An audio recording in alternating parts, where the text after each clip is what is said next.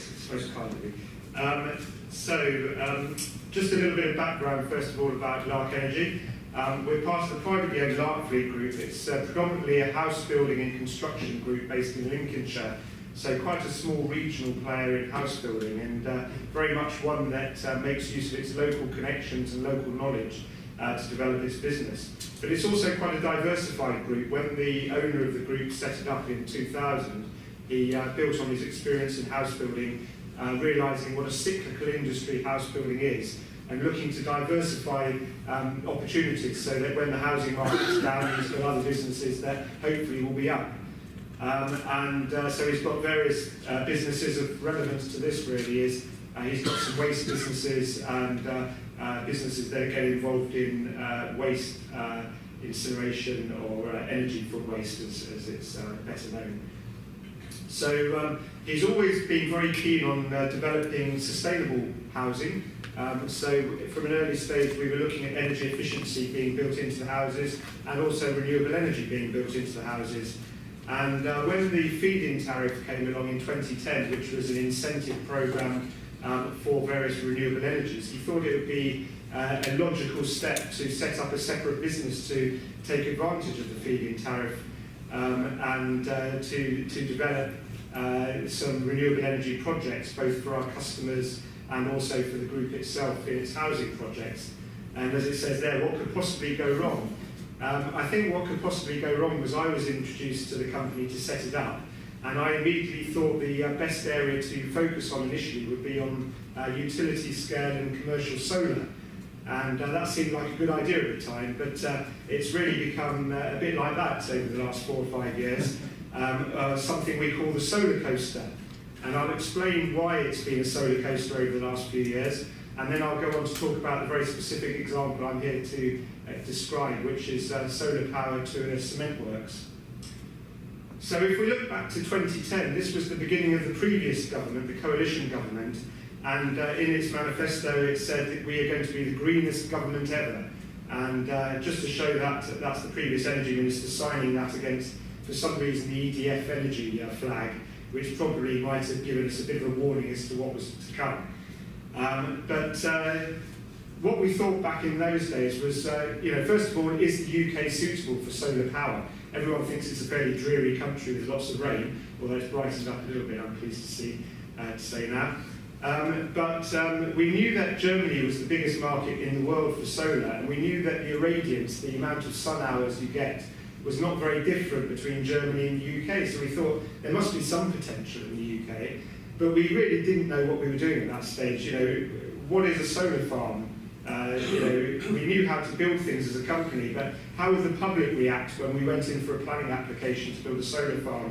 What would the planners do? What would the decision be made? How would we build a solar farm? Will there be anyone to fund the project? How do we connect it to the grid? In fact, we didn't know an awful lot. So we went out to the biggest market in the world and learned a lot from Germany.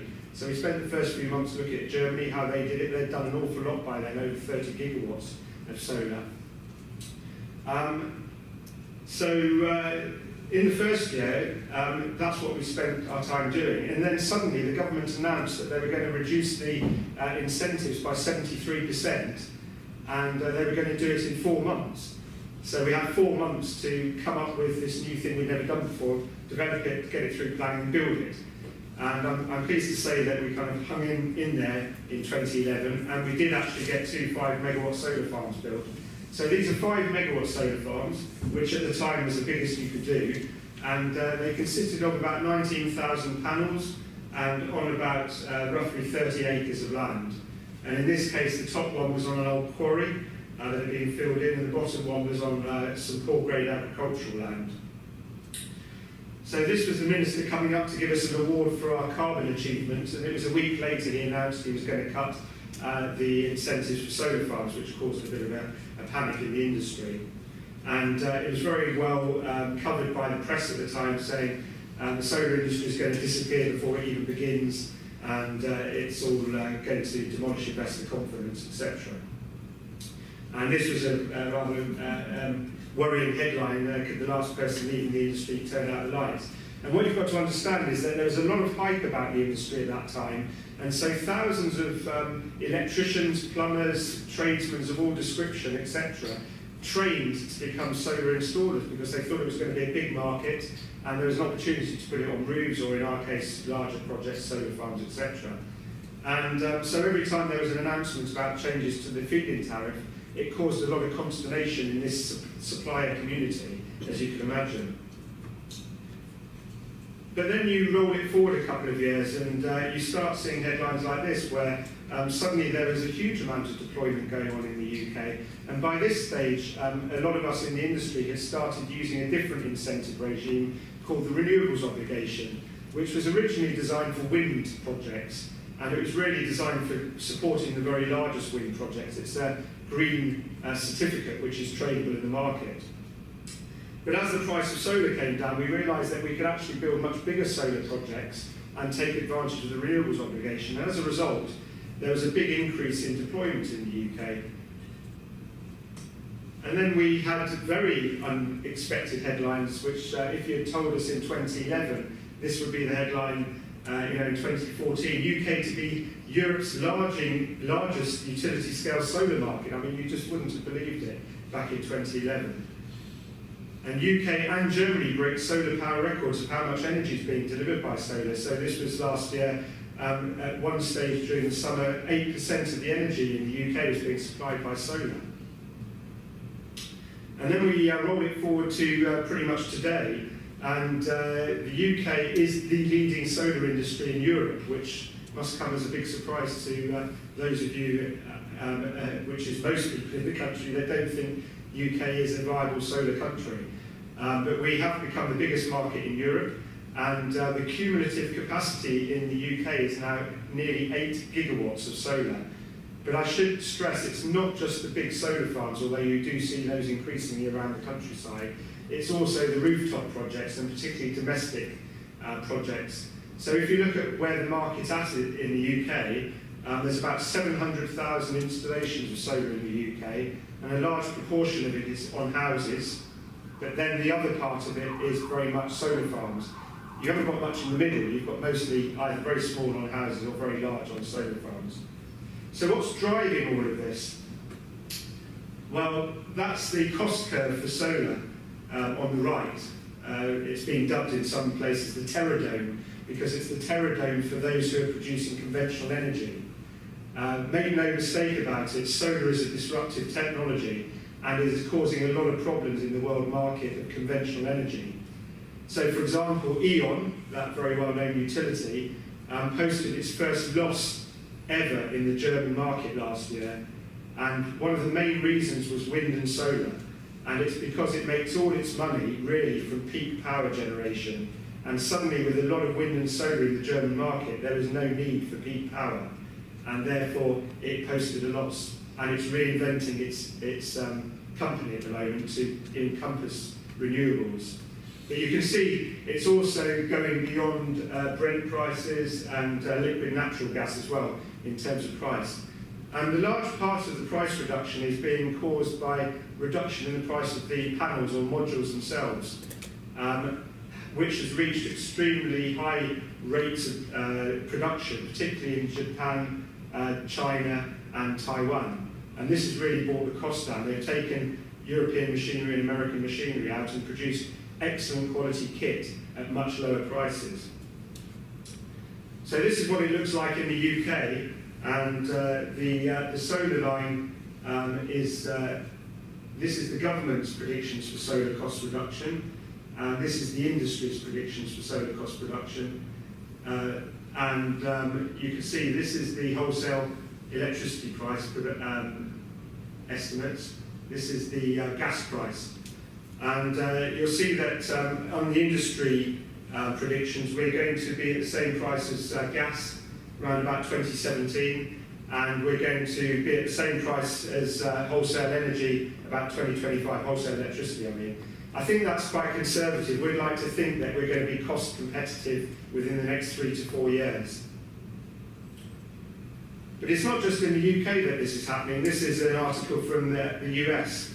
And it's showing the cost competitiveness. You can't read it, but these are all the states in the US, and all those above the line are where it's currently cost competitive. And it's 36 states in the US will reach grid parity with solar by 2016. But it's not just the US either. This is an article about Saudi Arabia. It's cheaper for the Saudis to ship oil out of Saudi Arabia and sell it abroad than it is to power their own power stations. So Middle Eastern countries are looking for a very big ramp up of solar capacity because it's cheaper to produce that energy from that than it is from their own oil, in terms of opportunity cost at least. Some of our big foes in the renewables industry in the media, so for example the Daily Telegraph and the Daily Mail, they don't like renewables at all. They're always sticking the knife into wind, solar, you name it. They seem to like nuclear and fracking particularly. But even those newspapers are getting the hang of what's going on in the world market. So this was an article from a few days ago in the Daily Telegraph saying the fossil industry faces a perfect political and technological storm. And this is a mixture of things, but part of it is the rapidly decreasing cost and increasing deployment of renewables. And of course you've got the Bank of England at the moment and the International Monetary Fund launching urgent investigations into the so-called carbon bubble, which is the fossil fuel industry's huge amount of reserves that will probably never be economic to actually extract, but are on their balance sheets. So times are changing, and this is a report from the International Energy Agency and talks about how solar energy could be the largest source of electricity by 2050. We think that's a bit conservative. It will probably be the largest source of energy by 2030. So coming back to the UK, that's the sort of context. As a company, I said we were established in 2010. We've gone on to get consent for 350 megawatts of solar projects, of which 250 have been constructed and connected, and 100 is in construction or about to be in construction. EPC here means engineering, procurement, and construction. So that's where we've been the lead constructor on 150 megawatts. And operational maintenance, we have long-term 20-year contracts for about 185 megawatts. And the one thing you learn from each project is every project is different, and you do learn something every time from each project. These are some examples of the earlier projects that we did back in 2011. As I said, at that time, the maximum size was around about 5 megawatts, and there's a variety of projects there. Then in 2013, we started to explore the larger projects. In the bottom left corner, this one here called Wineswell, that's near Loughborough. That's an old airfield from the Second World War. And we've started to develop quite a few of these because they're away from housing. You can't see them very easily. They're not very productive land. So they make very good places to put solar farms. And this one in particular was the largest one of its type when we built it, a 33 megawatt project. And it's been operating very successfully for 2 years now. And this is a similar sized project in Suffolk. And there's some more ones that we've done more recently in different areas, including this one actually, which this was the first phase, 15 megawatt project. The planning authority said it didn't want the larger project that we applied for, which was 24 megawatts, because it was worried about the way it would look in the countryside. Although it's important to point out this is a big industrial estate here, and this is a huge turkey factory here, and that's all you can actually see from anywhere. So they turned down the larger project, and they granted permission for a smaller project, which is now being built. But we appealed about the original decision, and it went to a planning inspector and a public inquiry. And at the public inquiry, the planning inspector found very firmly in our favour that it wasn't going to have a bad impact on the countryside at all and should be granted. But the Secretary of State, Eric Pickles, decided that even though it wasn't going to have any tangible impact, the fact that it was bigger meant it would have more insignificant impact than if it was the original size. It was a very torturous decision. Anyway, we took him to the High Court and won, so in the end he had to grant planning permission for it. But it's a very important point is that solar is incredibly popular in the UK. Regular public opinion polls by the government itself show over 85% of people support solar. including solar on the land sites, because they're not very visible. They're visible from the sky, but they're not very visible from the ground. We very rarely get any objections at all. If we go back to this site and this site here, very large 150-acre sites, not one single objection from members of the public during the planning process. And similarly with these ones as well. Choose your site carefully, you don't get objections.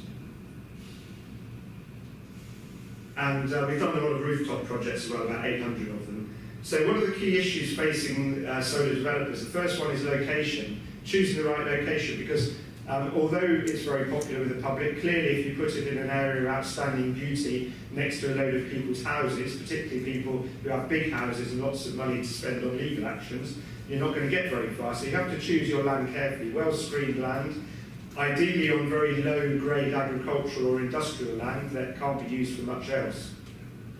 Second thing is the grid, which has become the most important issue for us. Is there any availability to connect to the grid? Because most solar farms, you export all the capacity that you produce. So you need to be able to export it to the grid. Whether it's not such an issue for the generation, but it's an issue for when you construct it. So most of the government deadlines tend to be 31st of March each year, 30th of March, and you know, the weather between January and March is terrible usually. And I'll show you some pictures of what it actually looks like when you're constructing these things. You'd love to construct it in the summer months, but the way the deadlines work out, you really don't often get the chance to do that. Post-construction, once you've built it, it can change hands several times with the funders who originally fund it. So you've got to make sure there's a proper plan in place to landscape it, to manage it, and maintain it. And as I mentioned earlier, lots of government policy changes. And of course, energy prices at the moment are at a low ebb, and therefore the returns you get with low energy prices aren't as good as the returns you get at high energy prices, clearly. Key issues facing the customers are, what do you want to achieve with a solar project? What returns can you get from it? Be aware of policy changes, planning, and a fair amount of bureaucracy around the way that the energy sales are regulated. Is the building or the land suitable for solar? In terms of building, I'll come on to that in a minute. Can you get connection and metering? And what funding options are out there? We're in a strange situation in the UK solar market that there's far more funding available than projects available to fund. So we don't have to actively go out and seek funders, they come to us every day of the week. It's a strange situation, but there's been a lot of money raised for solar projects in the UK. And then who do you choose to install and maintain the project? So what does the building or landowner want? Quite a lot of companies are just interested in getting green energy because they have targets for green energy. Some people, carbon reduction. That's the most important thing driving them, whether it's voluntary requirements or statutory requirements. Hedging against energy costs is always a good thing, although, as I say, at the time of depressed energy prices, that's not such a big issue for a lot of the customers. Revenue stream, do you want to rent the spare land you've got out, or do you want to actually buy the energy from the project? Does it deliver you any political capital in the cement industry? Obviously, there's a lot of attention on energy use and CO2 emissions. What can it get you in terms of ticking certain boxes? Have you got any competition pressures? So in your supply chain, we find that, for example, retailers, they put a lot of pressure on their suppliers to get their CO2 emissions down. The suppliers come to us and say, we need to do something, what should we do? Solar's a relatively simple way to deal with it. So I'll gloss over this bit very quickly, suitability of building. Who owns it? Which way does it face? Is it overshadowed? Where's the energy supply? And so on. But grid is the key thing. This is a map showing what their grid availability is in different parts of the country. These sort of pinky red areas, there's no grid at all. These green areas, there's good grid available, but unfortunately it's all in green belt, and therefore you probably won't get planning for it. It changes very quickly. So this is the map for a few weeks after that one, showing there's even less grid available in these areas now.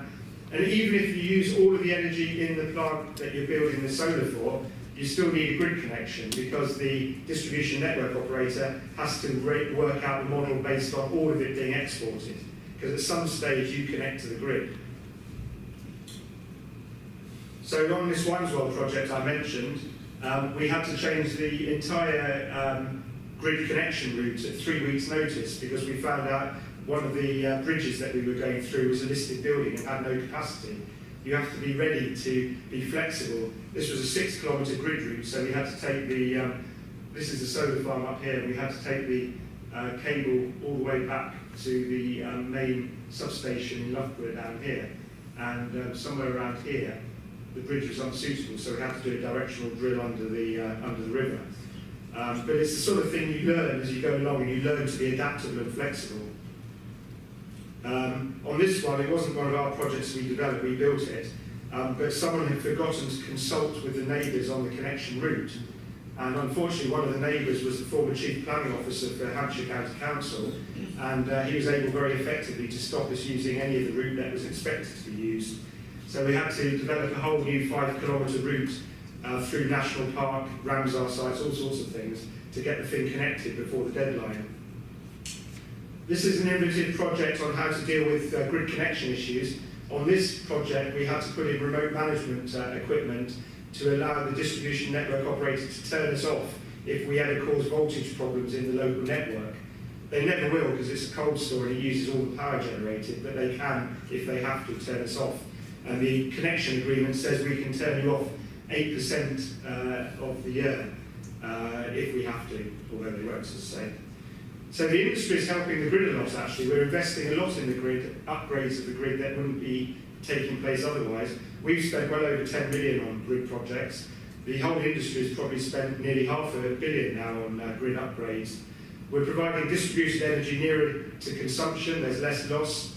We're providing new power, improving power factor, and other elements of the grid. We're smoothing the grid. As I mentioned, this is how construction should be in the height of the summer. This is how it tends to look. Water and electricity don't mix that well, so you can imagine what the problems are that we've had in weather. This year has been pretty good, actually, this spring. This is from last spring. And the neighbours had a bit of problem from time to time. But the one good thing about solar is it's incredibly quick to build. So if you go back to that 34 megawatt project, we built that from the first shovel in the ground to grid connection in 7 weeks. 125,000 panels, 6-kilometre grid connection, 7 weeks that took. That's the owner of the group getting marooned in one of our solar farms. So coming to the project now for the cement works, this was a project at Ketton in the East Midlands. It's owned by Hanson Cement, part of the Heidelberg Group, and it's on a former quarry site next to the cement works. So this is the area we looked at once we discounted some of the other areas that were no longer required by the cement works. First thing first, you have to design something that fits into that scheme. So this is the panel arrays, and these are the inverters converting DC power produced by the panels into AC power to be used by the local network. This is where it is, as I showed you on the map, and the next thing you have to think about is how you're going to connect into the local network. At the cement works, they have 3 11 kV networks, private networks, that we were needing to connect into. So we had to have 3 separate 11 kV connection points, but it also had to then connect back into the grid. So we had to have a step-up 33 kV transformer to step it up to the 33 kV local network. We had to do a lot of power management. So within this project, for the first time in this country, we had to get involved in remote management of the active and reactive power. This was to protect the grid from reverse currents, and it also enabled us to experiment with capacitors. So within the inverters, we've got capacitors which act as mini batteries, and we can release reactive power at night, which help to match the grid voltage automatically, and also helping change the power factor. So this was all quite novel stuff, but it all helps to reduce the cost of the cement works. And here's a graph which I won't go into in detail, but it shows how we can export more power to the grid. We can work at different power factors, and the installation is future-proofed to take account of future regulations and tariffs. This was what it looked like when we started construction in September 2013. A bit of a swamp. but we managed to build the thing out by the December deadline as we forecast. And this is what it looks like when the first frames were being put in the ground. For solar farms, the frames are driven into the ground by small piling rigs. We don't use concrete at all in the structures, only in the inverter stations. And this is what first phase of it now looks like. 60 acres, 9 megawatt peak of power. Now, the way this was funded was entirely through a power purchase agreement, so Hanson didn't have to spend any capex at all on the project. It was funded by an investor. The investor paid for the installation and has funded it on the basis of the renewable obligation certificates it's able to trade in the market, and also by selling power on a long-term power purchase agreement to Hanson. So it's got a 20-year power purchase agreement with Hanson, which sells it power at a discount to a market index. They were so pleased with it, and this is the first time Heidelberg has built a solar farm in the world, but Heidelberg was so pleased with it, they commissioned the second phase of it very shortly afterwards. And this is the design of the second phase. This is the second phase nearing completion. And this is the whole project now, around about 13 megawatts on 75 acres. And I know that Heidelberg are very keen now to roll out this project to other sites in the UK and abroad. And I'll come back to this sort of summary benefits. It's very important once you've built these projects to actually monitor the projects to make sure they work and to maintain the projects. So you have to maintain the ground, but obviously you have to maintain the power station. It is a power station. But they are relatively straightforward to maintain because solar is relatively straightforward technology, no moving parts. Once you put solar panels in, they tend to last for 30 years, and that's the experience worldwide. And the things that tend to need attention are the inverters, because they're a bit more complicated, and they provide the brains for the solar farm. So you have to have remote monitoring software monitoring every solar panel and its performance and comparing it to what you expect. And you also have customer-facing reporting, which they put on their TVs, in their entry receptions. Maintaining solar farms is an interesting one. The best way to maintain a solar farm is to have sheep grazing underneath. And this is our Winesworld solar farm, 100 sheep. They get through the grass very quickly and keep it down so they don't shadow the solar panels. Possibly a bit more difficult at the old quarry in the cement works, which is operating 24/7. You have to take other approaches to maintenance, but it's very effective, and you can therefore use the sheep for wool and for meat as well, so it has dual use. So the summary for Kettering Cement. Kettering Cement is actually the largest energy user and CO2 source in the county of Rutland. County of Rutland is the smallest county of Britain, but it is nevertheless the largest CO2 producer in that county, and this has significantly reduced the CO2 for the whole county.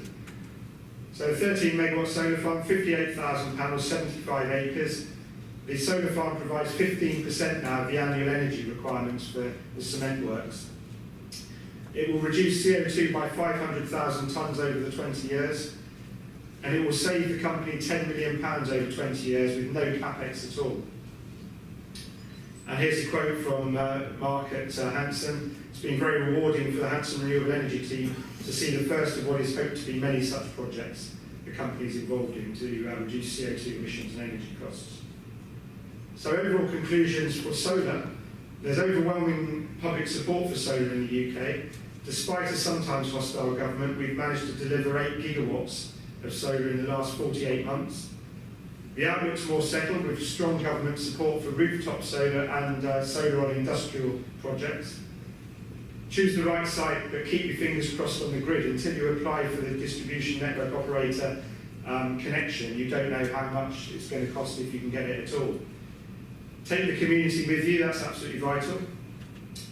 And don't be complacent, expect the unexpected, but if everything works according to plan, enjoy the benefits of solar power for many years to come. Thanks very much.